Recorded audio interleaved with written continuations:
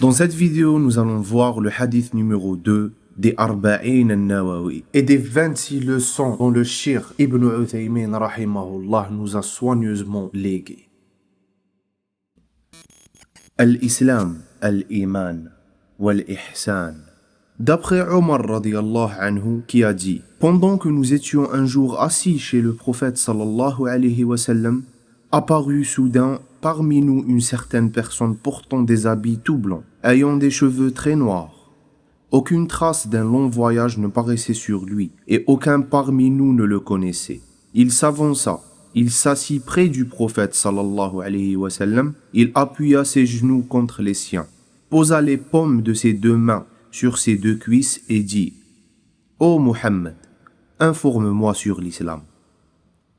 L'islam, dit le prophète sallallahu alayhi wa sallam, c'est que tu témoignes qu'il n'est pas de Dieu sinon Dieu, et que Muhammad est l'envoyé de Dieu, que tu célèbres la prière, que tu donnes l'aumône, la zakat, que tu jeûnes le ramadan et que tu fasses le pèlerinage de la maison si tu en as la possibilité. L'étranger lui dit: tu as dit vrai. Omar radiyallahu anhu reprit en nous disant: nous nous sommes alors étonnés de cette situation. Il le questionne, puis il l'approuve. L'étranger dit au prophète sallallahu alayhi wa sallam: informe-moi sur la foi, al-Iman. La foi, dit le prophète sallallahu alayhi wa sallam, c'est que tu crois en Dieu, en ses anges, en ses livres, en ses envoyés, au jour dernier, et que tu crois dans le décret, al-Qadr, qu'il s'agisse dans son bien ou de son mal. L'étranger lui répond: tu as dit la vérité. L'étranger ajouta: informe-moi sur le bel agir. Le prophète sallallahu alayhi wa sallam lui répond: que tu adores Dieu comme si tu le voyais, et si tu ne le vois pas, lui te voit. Lui répondit le prophète sallallahu alayhi wa sallam. L'étranger lui demande: informe-moi sur l'heure de la résurrection. Celui qui est interrogé n'en sait pas plus sur elle que celui qui l'interroge, lui répond le prophète sallallahu alayhi wa sallam. L'étranger lui demande: informe-moi sur ses signes précurseurs. Le prophète lui répond: quand la femme donnera naissance à sa propre maîtresse, et quand tu verras les va-nu-pieds, les dégueniers, les gueux, gardiens de bêtes, rivaliser dans l'élévation des constructions. Puis l'homme s'en alla. Je restai un bon bout de temps sans rien demander sur cette affaire. Puis l'envoyé de Dieu, sallallahu alayhi wa sallam, me dit: sais-tu qui est venu m'interroger? Dieu et son envoyé le savent mieux que moi, lui dis-je. C'est l'ange Gabriel. Il est venu vous apprendre votre religion. Commentaire du Cheikh Uthaymin rahimahullah. Les leçons tirées de ce hadith sont nombreuses. Faïda numéro 1. Le prophète sallallahu alayhi wa sallam avait pour conduite de s'asseoir avec ses compagnons. Cette conduite émane de son caractère noble. Il convient donc à ce que l'homme soit sympathique avec les gens, proche d'eux, et ne doit pas s'isoler. Se mêler aux gens est mieux que de s'isoler d'eux tant que l'homme ne risque pas d'être tenté dans sa religion. S'il a peur pour sa foi, il est préférable de s'isoler. Le prophète sallallahu alayhi wa sallam a en effet dit: nous ne sommes pas loin du temps où la meilleure fortune du musulman sera un troupeau de moutons avec lequel il parcourt les cimes des montagnes et les points de tombée de la pluie, fuyant ainsi avec sa religion les tentations et les troubles. Faïda numéro 2. Les anges alayhim salam peuvent apparaître aux gens avec des formes humaines. L'ange Gabriel alayhi salam apparut aux compagnons avec la description citée dans le hadith. Un homme qui a les cheveux très noirs, des habits très blancs, ne faisant montrer aucun signe qui suppose qu'il a fait un long voyage, et personne d'entre les compagnons ne le connaît. Faïda numéro 3. La bonne attitude que doit prendre le disciple face au maître. Jibril alayhi salam s'est en effet assis en face du prophète sallallahu alayhi wa sallam d'une manière décente qui montre qu'il est attentif à ce qu'il va lui dire. Faïda numéro 4. Il est permis d'appeler le prophète par son nom, car l'ange Gabriel l'a appelé ainsi. Ô Muhammad. Or, il se peut que cela ait lieu avant que Dieu ne l'interdise dans ses paroles.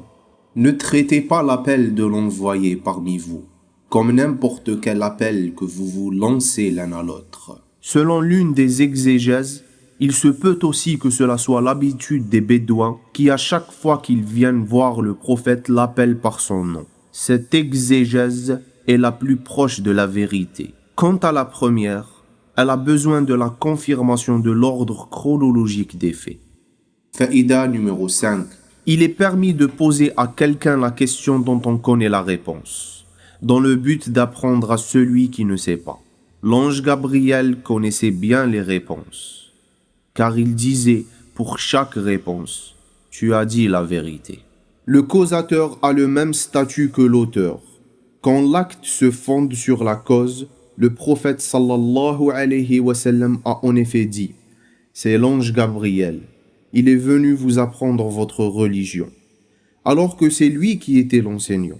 Mais puisque l'ange Gabriel était la cause de l'apprentissage, par les questions qu'il posait, l'envoyé de Dieu a considéré que c'était lui l'enseignant. Faïda numéro 6. Le hadith montre que l'islam possède 5 piliers. Le prophète sallallahu alayhi wa sallam a répondu ainsi en disant « L'islam c'est que tu témoignes qu'il n'est pas de Dieu sinon Dieu, et que Muhammad est son envoyé, que tu célèbres la prière, que tu donnes l'aumône, la zakat, que tu jeûnes le ramadan, et que tu fasses le pèlerinage de la maison si tu en as la possibilité. » Il faut que l'homme témoigne par sa langue et ait la conviction ferme par son cœur qu'il n'est de Dieu sinon Dieu, ce qui signifie que nul n'est en droit d'être adoré que Dieu. Ainsi, à l'homme de témoigner par sa langue, conviction par le cœur, que nul n'est en droit d'être adoré parmi les créatures, ni prophète, ni saint, ni homme vertueux, ni arbre, ni pierre, sauf Dieu. Et tout ce qui est adoré en dehors de lui est faux, conformément à ce que Allah subhanahu wa ta'ala dit. Et cela du fait que Dieu c'est le vrai, que ce que vous invoquez en sa place, c'est le faux. Dieu est le sublime, le grand. Cette religion ne s'accomplit qu'en témoignant que Muhammad est l'envoyé de Dieu. Il est Muhammad, le fils de Abdullah al-Hashimi. Celui qui désire connaître davantage ce noble envoyé, qu'il lise le Coran, et ce qu'il peut faire aisément de la Sunna et des livres d'histoire. L'envoyé de Dieu, sallallahu alayhi wa sallam, a réuni les deux témoignages. La ilaha illallah Muhammadar Rasulullah, dans un seul pilier. En effet, l'adoration ne s'accomplit que par deux choses. La consécration, al-ikhlas, qu'englobe le témoignage La ilaha illallah. La conformité à l'envoyé de Dieu qu'englobe le témoignage Muhammad Rasulullah. C'est pour cela que le prophète sallallahu alayhi wa sallam les a considérés comme un seul pilier dans le hadith rapporté par Ibn Omar, en disant « L'islam est bâti sur 5 principes. Le témoignage qu'il n'y a de Dieu sinon Dieu, et que Muhammad est l'envoyé de Dieu, l'accomplissement de la prière, l'acquittement de l'aumône légale, etc. Faïda numéro 7. L'islam d'un serviteur ne s'accomplit que par l'accomplissement de la prière, l'accomplissement qui consiste à l'exécuter convenablement et conformément à la loi. On distingue 2 sortes d'accomplissement. Un accomplissement obligatoire qui consiste à faire le minimum obligatoire, un accomplissement parfait qui consiste à faire les actes complémentaires selon ce qui est connu dans le Coran, la Sunna et les paroles des docteurs de loi. Faïda numéro 8. L'islam ne s'accomplit que par l'acquittement de l'aumône légale, la zakat. C'est un bien qu'on doit obligatoirement prélever des biens qui remplissent les conditions d'imposition de la zakat. Son acquittement consiste à donner à ceux qui la méritent. Ce sont les catégories énumérées par Dieu dans la Sourate, le repentir, at-Tawbah. Les aumônes ne doivent revenir qu'aux pauvres et aux indigents, à la rétribution des collecteurs, au ralliement des bonnes volontés, à affranchir des nuques, esclaves, aux accablés de dettes, à la lutte dans la voie de Dieu et aux voyageurs en détresse. Et Dieu est omniscient et sage. Faïda numéro 9. Jeûner le Ramadan, c'est adorer Dieu le Très-Haut par l'abstention de tout ce qui rend le jeûne, le manger, le boire, depuis l'apparition de l'aube jusqu'au coucher du soleil. Le Ramadan est le mois situé entre Sha'ban et Shawwal. Faïda numéro 10. Le pèlerinage vers la maison sacrée, c'est se rendre à la Mecque avec l'intention d'accomplir les rites. Il exige, tel que c'est souligné par le hadith, la capacité, car il comporte dans sa majorité des difficultés, quoique toutes les obligations ont pour condition la capacité. Dieu le Très-Haut a en effet dit « Craignez Dieu autant que vous pouvez ».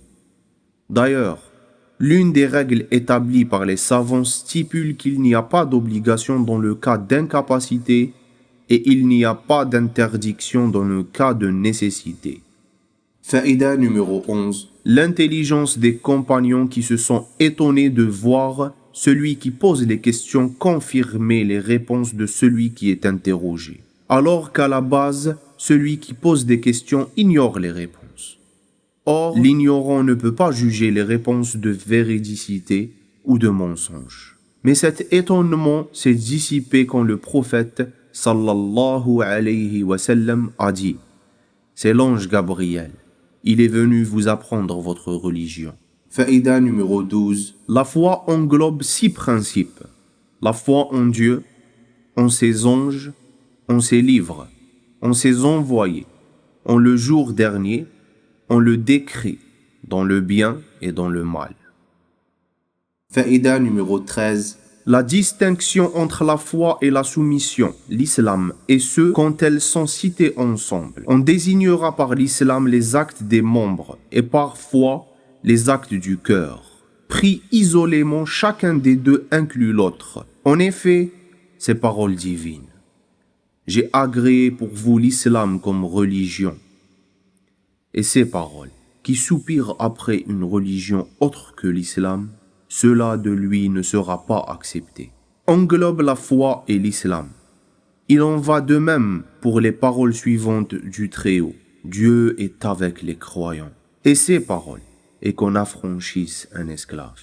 Quand l'islam et la foi sont cités ensemble dans un même hadith ou verset, ils sont expliqués conformément au hadith ci-dessus. Faïda numéro 14. La foi en Dieu est le plus grand pilier de la foi. C'est pour cela que le prophète, sallallahu alayhi wa sallam, a dit en premier que tu crois en Dieu.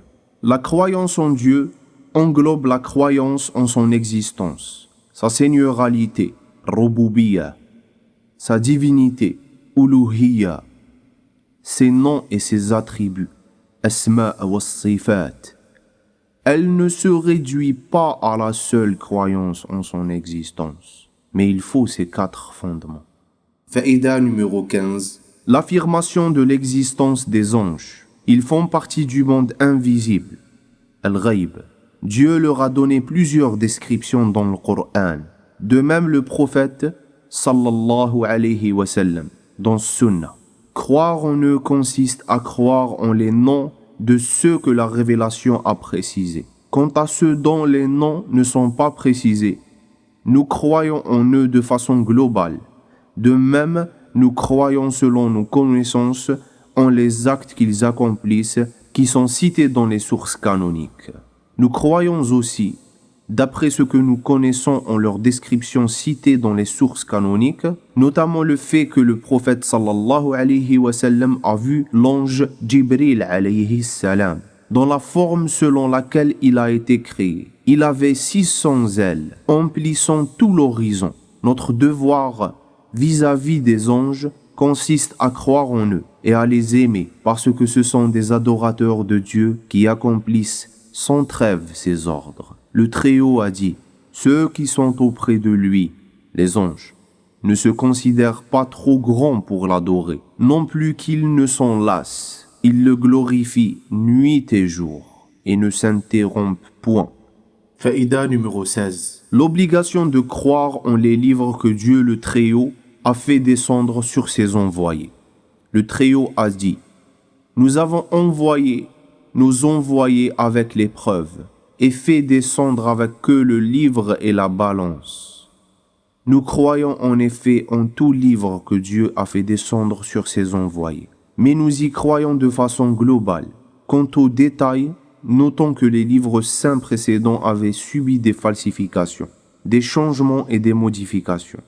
Nous ne pouvons désormais pas faire la distinction entre ce qui est vrai et ce qui est faux. Pour ce qui est de la pratique, nous mettons en pratique ce qui est descendu sur Mohammed sallallahu alayhi wa sallam. Uniquement, les lois divines précédentes ont été abrogées par notre religion, l'islam. Faïda numéro 17. L'obligation de croire en les messagers. Nous croyons que tout messager envoyé par Dieu est vrai, apportant la vérité, véridique dans ce qu'il a informé, véridique dans ce qu'il a recommandé. Nous croyons globalement à ce que nous ne connaissons de façon précise et de manière détaillée à ce que nous connaissons de façon précise. Le Très-Haut a dit: oui, nous avons envoyé des envoyés avant toi, et il en est de qui nous te narrâmes l'histoire, d'autres de qui nous ne l'avons pas fait. Donc, ceux de qui Dieu a narré l'histoire et dont les renseignements nous sont parvenus, nous croyons en eux de façon détaillée. Quant à ceux que nous ne connaissons pas, nous croyons en eux de façon globale. Le premier d'entre les messagers est Nuh, alayhi salam, et le dernier est Mohammed, sallallahu alayhi wa sallam. Comptons parmi les 5 hommes de rigueur que Dieu a réunis dans 2 versets du Coran, dans la sourate Les Coalisés. Il a dit: lorsque nous reçûmes des prophètes leur engagement, de toi Mohammed, de Nuh, d'Ibrahim, de Moussa, de Isa ibn Maryam.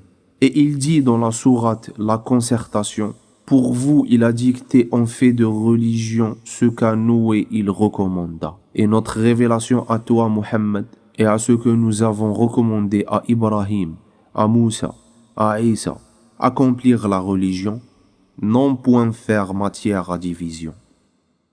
Faïda numéro 18. La croyance au jour dernier, c'est le jour de la résurrection.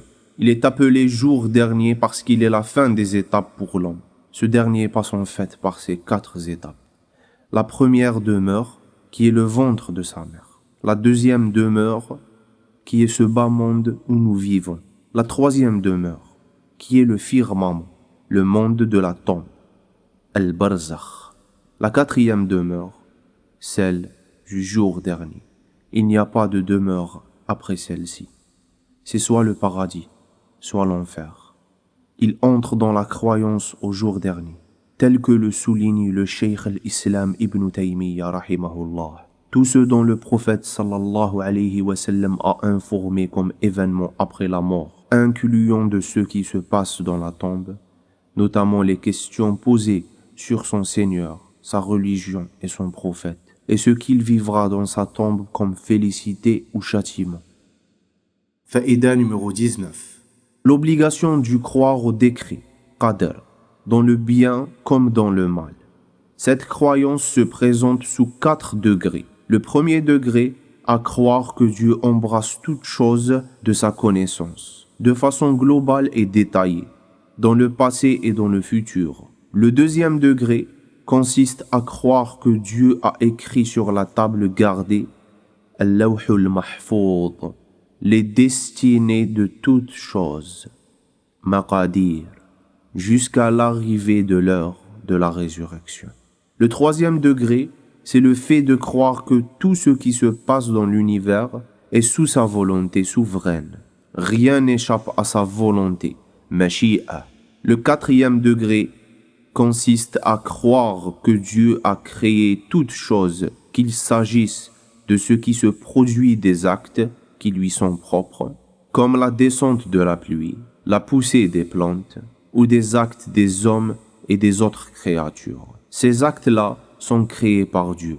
L'acte fait par l'homme provient de la volonté et de la puissance qui sont des attributs de cet homme-là. Or, l'homme lui-même et ses attributs sont créés par Allah subhanahu wa ta'ala. Allah subhanahu wa ta'ala a décrété tout ce qui se passera jusqu'au jour de la résurrection, avant de créer les cieux et la terre de 50 000 ans. En effet, ce qui a été décidé qu'il arrivera à l'homme ne saurait manquer, et ce qui n'a pas été décidé à son propos ne saurait l'atteindre. Voilà donc ces 6 piliers de la foi que l'envoyé de Dieu sallallahu alayhi wa sallam a montré. S'il manque un seul pilier, la foi est vaine. Faïda numéro 20. Dans le hadith, il y a l'explication du bel agir, ihsan. Il consiste à ce que le serviteur adore son Seigneur, d'une adoration poussée par l'espoir et l'aspiration comme s'il le voyait. Ainsi, il aime arriver à lui. Ce degré du bel agir est le plus parfait. S'il n'arrive pas à atteindre ce degré, il passe au 2e degré qui consiste à adorer Dieu d'une adoration poussée par la crainte et la volonté de fuir son châtiment. C'est pour cela que le prophète, sallallahu alayhi wa sallam, a dit « Si tu ne le vois pas, lui te voit ». C'est-à-dire, si tu ne l'adores pas comme si tu le voyais, lui, en tout cas, il te voit. Faïda numéro 21. La connaissance de l'heure de la résurrection. La connaissance de l'heure de la résurrection est voilée. Nul ne la connaît, sauf Allah subhanahu wa ta'ala. Celui qui prétend connaître l'heure est un menteur. Même le meilleur des messagers d'entre les anges, Jibril alayhi salam, et le meilleur des messagers d'entre les hommes, Muhammad sallallahu alayhi wa sallam, n'ont pas connaissance de l'heure. Faïda numéro 22. L'heure présente des signes avant-coureurs, al-alamat. Le Très-Haut a en effet dit: attendent-ils seulement l'heure qu'elle survienne? Les signes avant-coureurs en sont déjà venus. Les savants ont subdivisé les signes avant-coureurs de l'heure en 3 parties. Une partie qui est déjà révolue, une partie qui se renouvelle à chaque fois, une partie ne surviendra que peu de temps avant l'heure de la résurrection. Et c'est celle-ci qui comporte les signes majeurs tels que la descente de Isa ibn Maryam alayhi salam, l'apparition du Messie ad-Dajjal, de Gog et Magog, le lever du soleil de son coucher. Le prophète sallallahu alayhi wa sallam a cité comme signe avant-coureur l'esclave qui donnera naissance à une femme riche, qui possédera les femmes de la même condition que sa mère. Allusion à la grande vitesse par laquelle s'effectue l'abondance de l'argent et de son expansion au milieu des gens. Ce qui appuie cette explication, le passage du hadith qui vient juste après. Et quand tu verras les va-nu-pieds, les dégueniers, les gueux, gardiens de bêtes, rivaliser dans l'élévation des constructions. Faïda numéro 25. La méthode efficace par laquelle le prophète sallallahu alayhi wa sallam a enseigné les compagnons en leur apprenant la science par l'intermédiaire de l'inconnu qui était venu, Jibril alayhi salam, et par la méthode des questions-réponses. Cette méthode est très efficace pour la compréhension et la mémorisation. Faïda numéro 26. Ceux qui posent des questions sur le savoir religieux est considéré comme un enseignant. Ce point a été déjà souligné. Mais ce que nous voulons préciser est qu'il convient à ce que l'homme pose des questions aux savants sur ce dont les gens ont besoin, même s'il connaît les réponses, pour obtenir la récompense de l'enseignement. اللهم سبحانك وبحمدك تبارك اسمك وتعالى جدك ولا إله إلا غيرك والحمد لله الذي وفقنا بارك الله فيكم. Si vous avez apprécié la qualité de cette vidéo, n'hésitez pas à me faire des doigts pour que je puisse continuer cette affaire. Et si vous êtes intéressé par les livres audio, je vous propose la plateforme Audible, qui est vraiment une plateforme exceptionnelle, qu'elle regroupe des milliers et des milliers et des milliers de livres dans tous les thèmes possibles. Particulièrement notre thème, le thème de notre religion, l'islam, vous allez trouver certains livres qui sont corrects et qui sont en audio. Donc ça va vous permettre d'écouter des livres sans être interrompu par des publicités ou par même l'inconstance de certaines chaînes YouTube qui commencent par faire une série de livres sans terminer. Par exemple, comme la série que vous êtes en train d'écouter maintenant, on a fait le premier hadith, le second, mais il en reste 38. Par contre, si vous prenez l'abonnement de Audible, vous aurez tout le livre. Bien sûr, il y aura que les hadiths, donc il n'y aura pas l'explication du hadith. Mais si vous voulez apprendre le hadith, ça serait bénéfique pour vous d'écouter en boucle. Et d'ailleurs, vous pouvez choisir parmi les 2000 propositions qu'il y a dans le thème de l'histoire, voir s'il y a un livre qui vous intéresse. En cliquant sur le lien sur la description, vous pourrez bénéficier d'un mois gratuit. Barakallahu fikum, wassalamu alaykum.